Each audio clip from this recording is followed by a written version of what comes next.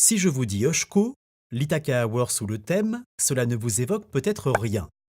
Par contre, euro, dollar ou livre, là ça vous parle. Eh bien le thème, c'est une monnaie comme l'euro mais avec une particularité. C'est une monnaie locale.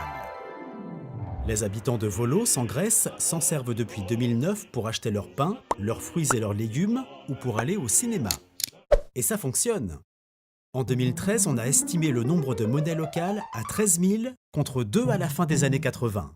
Une sacrée augmentation. Les premières monnaies locales sont apparues face à un constat assez inquiétant. Seuls 3% des mouvements financiers sont consacrés à l'échange de biens et de services. Par cette déconnexion entre la sphère financière et les échanges du quotidien, oulala, c'est bien compliqué. Eh bien pour faire simple, une toute petite partie de l'argent circule entre les gens et contribue à faire vivre l'économie. Le reste, c'est l'argent de la bourse et de la spéculation. De l'argent qui ne profite pas aux citoyens et à leur territoire. Prenons un billet de 10 euros.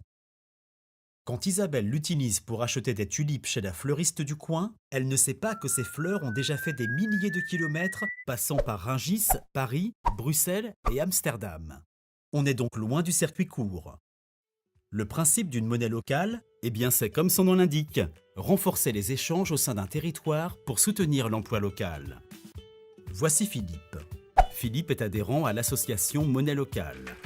Après avoir échangé ses euros contre des monnaies auprès d'une banque solidaire et éthique, Philippe va acheter ses fleurs auprès de Béatrice. La fleuriste va elle-même se fournir dans la pépinière voisine et faire appel à Nicolas pour l'aider dans sa comptabilité. Dans le même temps, les euros de Philippe déposés à la banque vont servir à soutenir les initiatives locales, d'associations et d'entreprises. Pas mal, non ? Ainsi, Philippe sait où va son argent. En utilisant des monnaies, il soutient l'économie et l'emploi de son territoire. Quant à Béatrice et Nicolas, la monnaie locale leur permet d'être identifiés par les citoyens pour leurs valeurs et de faire partie d'un réseau solidaire. Et grâce à ce réseau, ils ont pu se connaître et rencontrer plein d'autres producteurs, artisans et consommateurs. La monnaie locale, c'est prendre le temps de la convivialité et de la découverte, mais c'est aussi une solution simple et concrète pour renforcer l'économie de son territoire. Et le Galéco, c'est comme le Monès, sauf que c'est une monnaie qui circule en Ille-et-Vilaine et un peu autour.